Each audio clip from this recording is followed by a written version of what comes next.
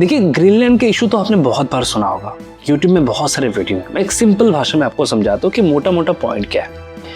China के पास गैलेनियम है, germanium है, और ये एनवीडिया के चिप से लेके जो फाइटर जेट है वहां तक यूज होता है। अब यूएस को ये चाहिए था, इतने समय से चाइना ही यूएस को दे रहा था। 2025 में चाइना ने कहा हम एक्सपोर्ट नहीं करेंगे। टेरिफ का जब वॉर शुरू हुआ तब चाइना ने कहा हम एक्सपोर्ट नहीं करेंगे। अब ये यूएस को तो चाहिए, तो यूएस क्या करेगा?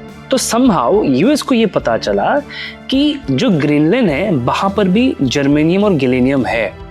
अब यूएस को ये चाहिए और इसी वजह से यूएस क्या कर रहा है, $700 बिलियन ऑफर कर रहा है कि ग्रीनलैंड हमें दे दो।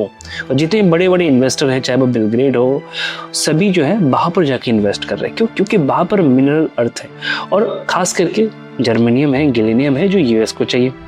इसके साथ साथ ये जो ग्रीनलैंड है, ग्लोबल वार्मिंग के कारण इसके आसपास एक न्यू रोड कनेक्ट हुआ है। इससे पहले क्या होता था कि चाइना जब भी कुछ एक्सपोर्ट करता है या इंपोर्ट करता है तो यूएस तक कनेक्ट करने के लिए 40 दिन चाहिए होता था, जो रोड वो यूज कर रहे हैं।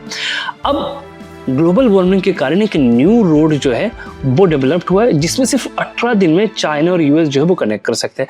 अब चाइना चाहते हैं कि उस रोड को सिर्फ और सिर्फ चाइना यूज करे, और इसके लिए ग्रीनलैंड उसको चाहिए।